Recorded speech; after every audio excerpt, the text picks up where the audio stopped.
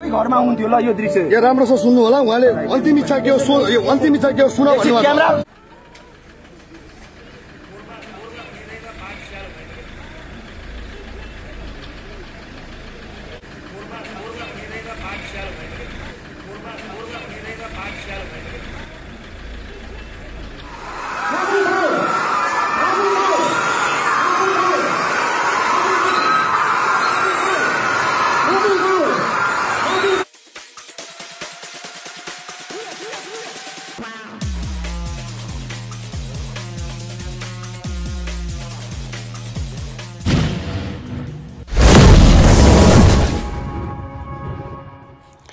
नमस्कार सम्पूर्णलाई हार्दिक स्वागत छ आजको भिडियोमा र लामो समयपछि म तपाईहरुको माझमा फेरि पनि उपस्थित भइसकेको छु र आजको भिडियो चाहिँ मैले अलिकति उत्सुकता अलिकति मनमा एकदमै ओकुस मुकुस धेरै दिनदेखि पैदा भइराखेको थियो र त्यसलाई चाहिँ म यहाँहरुको माझमा राख्न चाहन्छु।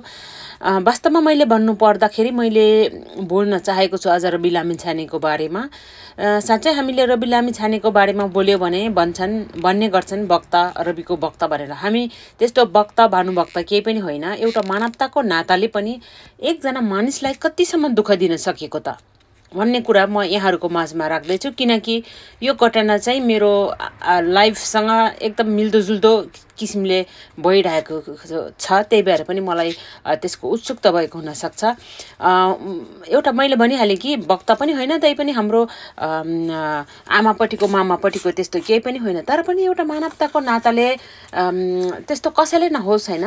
यदि म भन्न चाहन्छु कि यदि उसले कसुर गरेको हो भने, यदि रवि लामिछानेले कसुर गरेको हो भने त्यत्रो चोटी कहिले ज्यान केसमा पक्राउ गरेको छ, त्यसको अनुसन्धान लिएको छ, त्यसमा नि प्रुफ हुन सक्दैन। त्यसैगरी ठगी केसमा, त्यसैगरी नागरिकता केसमा, त्यसैगरी श्रीमतीको केसमा कहिले सम्पत्ति शुद्धिकरण बनेछ, कहिले के बनेछ, कहिले के बनेछ।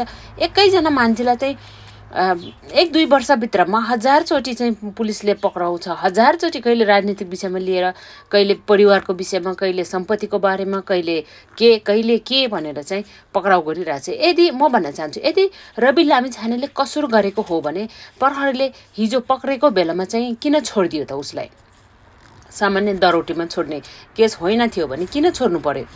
र एउटा मानिसलाई मात्रै केन्द्रित गरेर पुलिसहरू वकिलहरू खटिरहने कि देश विकासको लागि पनि लागिरहने त? नेपालको पुलिस त संसारको नम्बर 1 पुलिस हो नि त, अनुसन्धानमा त एकदम अगाडि छ नि त। यदि रवि लामिछानेले कसुर गरेकै हो भने हिजो त्यो जुन अनुसन्धान गर्दाखेरि ऊ किन कसुर ठहरिएन, अर्थात् किन प्रमाणहरू फेला पार्न सकेन पुलिसले? र कालो कोट लाउने मान्छेहरूलाई त प्रमाण चाहिन्छ नि त, त्यो प्रमाण किन जुटाउन सकेन त? त्यत्रो संसारै देशै लागेर चाहिँ अनुसन्धान गर्दा पनि एउटा व्यक्तिसँग चाहिँ प्रमाण भेटाउन नसक्ने, फेरि अर्को केस, फेरि अर्को केस किन खोजिरहनु पर्यो? तपाईहरुले कारबाही गर्नुहुन्छ भने एउटै केसमा कारबाही गर्नुस् न, प्रमाणहरू निकालेर, दोहोरो प्रमाण निकालेर। होइन भने एउटा व्यक्तिलाई निरन्तर रूपमा यसरी दुःख दिने, उसको पनि त न्यायिक अधिकारहरू होला नि, उसको पनि बाँच्न पाउने अधिकारहरू होला नि। न्यायिक हक अधिकार भन्ने छैन यो संसारमा। मानिसलाई मार्ने अधिकार कसको छ? कसैको पनि छैन नि। र मलाई लाग्छ रवि लामिछाने त्यति लाटो छैन, उसले देश संसार घुमेर खाइसकेको छ। उसले पैसाको लागि ऊ अमेरिका छिरेर उसले उसको परिवारलाई उसको जुनीभर पुग्ने सम्पत्ति उसले कमाइसकेको छ। यदि उसलाई त्यस्तै सम्पत्तिको लोभ हुने थियो भने ऊ अमेरिकामै बसिरहन्थ्यो नि। उसले परिवार छोडेर, आफ्नो सबै कुरा छोडेर किन आउनु पर्यो? घर परिवार हैन, उसको श्री सम्पत्ति सबै छोडेर उसले किन आउनु पर्यो त?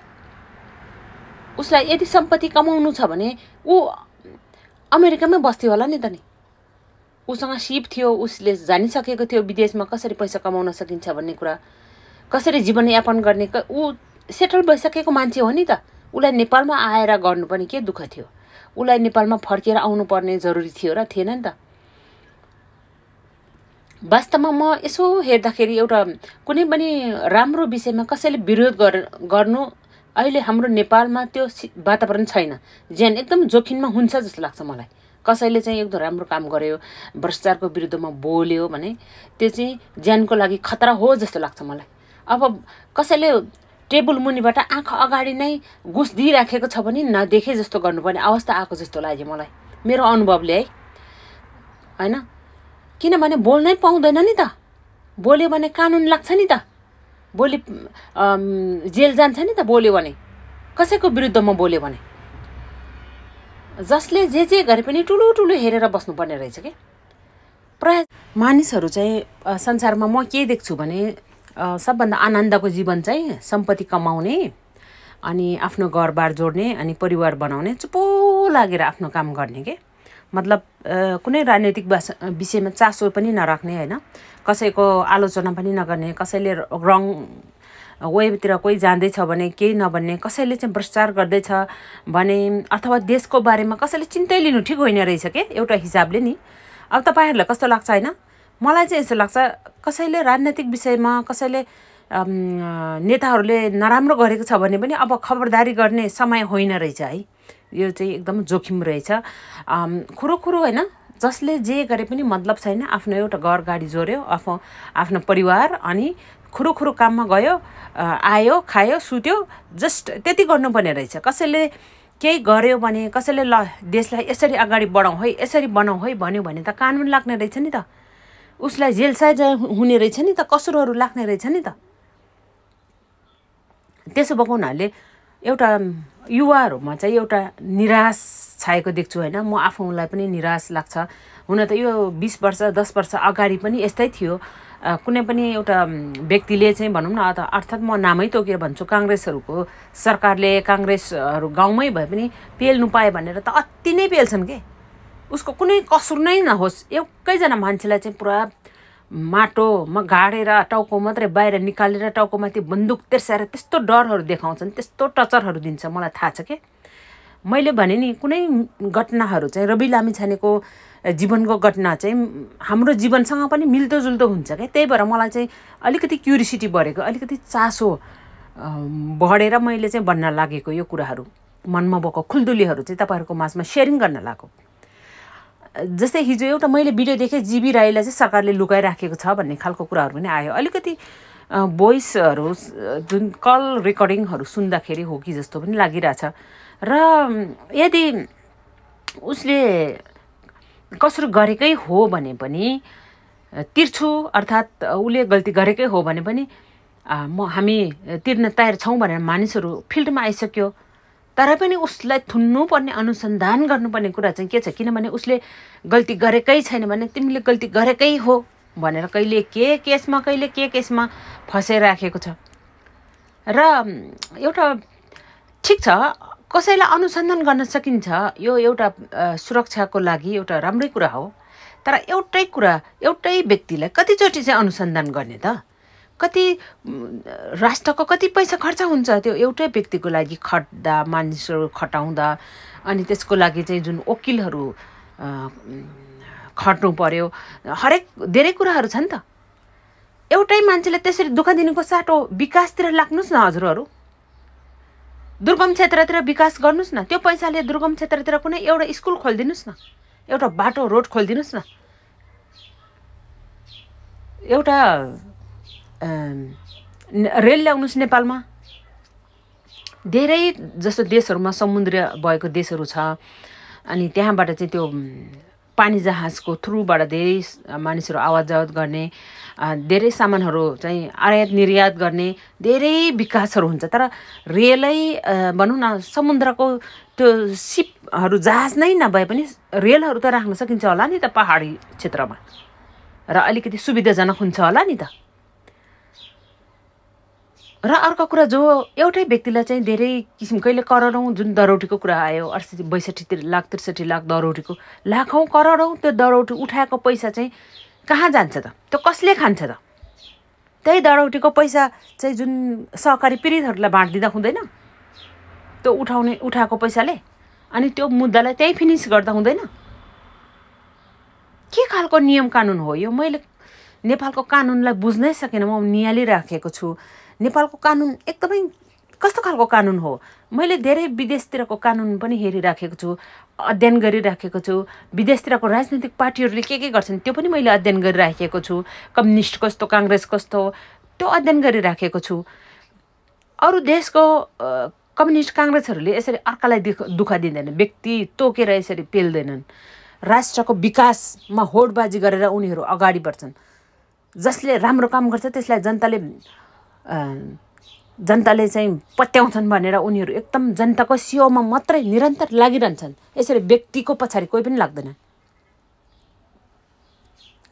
र हेकर हाउस यो सम्पूर्ण एउटा विदेशमा रहेको जुन गैर आवासीय हैन नेपालीहरूको लागि चाहिँ एउटा चुनौती हो जस्तो लाग्छ मलाई। आफ्नो देशमा फर्केर आउँदैन आइज उतै जा भनेर लखेड्नु खोजेको जस्तो लाग्छ मलाई सरकारले। धेरैजना युवाहरूले बुझ्नुपर्छ यो कुरा कि यदि कसै व्यक्तिले कसुर गरेको छ भने उसलाई जेलमै राख्नुहोस्, 1 वर्ष जेल राखेर अनुसन्धान गर्नुहोस्। किन गरी छाडिदिने, गरी प्रमाणै नबेट्ने, फेरि त्यसैलाई पक्रिने? किन दुःख दिनु पर्यो दुनियाँलाई? अब आन्दोलन गर्दाखेरि कतिजना मान्छेहरू मर्न सक्छ, घाइते हुन सक्छ, भोकै खटेका छन् मानिसहरू। दुःख भएन र सबैजनालाई? पुलिसलाई पनि दुःख भयो, जनतालाई पनि दुःख भयो, वकिललाई पनि दुःख भयो, सरकारलाई पनि दुःख भयो। बयान, त्यसको बयान बना, आज के बना, आज अर्को कुरा के बना, दबाब दिन्छ सरकारले। सबैले दुःख भएन त यो कुराले? ल म निष्कर्षमा के भन्न चाहन्छु भनेको, यो हाम्रो देशको सरकारले सबैजना जुन विदेशमा बसिराखेको छ, अर्थात् जति पनि युवाहरू छ, फर्केर नआइज उतै बस है, यस्तै गर्छु भनेर चाहिँ एउटा तर्साउने के भन्छ त्यसलाई, नाङ्लो ठटाएर हात्ती तर्साउने काम गरेको जस्तो मलाई लाग्छ। र एउटा सच्चा नागरिक हैन लाई एउटै व्यक्तिलाई कहिले के भनेको छ, कहिले के भनेको छ, कति अप्ठ्यारो के नेपालको कानुन। मानिसहरू कति अप्ठ्यारो। त्यतिसम्म पाप पनि नगर्नुहोस् कि जो यदि तपाईँले कसुर गर्नुभएको छ भने पनि रवि लामिछानेज्यू तपाईँले मैले गल्ती गरेछु भनेर तपाईँले छर्लङ्ग कुरा राख्नुहोस्, जनताले तपाईँलाई माफी दिन सक्छ। र मलाई लाग्छ रवि लामिछानेले कानुन जानेको छ नेपालको। ठगी गर्दा के हुन्छ, के गर्दा के हुन्छ, र उसलाई ठगी गरिरहनु पर्ने जरुरी छ जस्तो पनि मलाई लाग्दैन। र रवि लामिछानेले ठगी नै गरेको होला जस्तो पनि मलाई लाग्दैन। र उसलाई ठगी गरिरहनुपर्छ भन्ने जरुरी पनि छ जस्तो लाग्दैन। तपाईँहरूको विचार कस्तो छ? आफ्नो विचार कमेन्टमा राख्नुहोला। कुनै कुरा बोल्दै जाँदा गल्ती भएमा यहाँहरू माझमा क्षमा चाहन्छु। यहाँहरू सम्पूर्णको बाँकी पल शुभ रहोस्। र अर्को भिडियोमा अर्को विषयवस्तु लिएर आउँछु। हस्त, नमस्ते।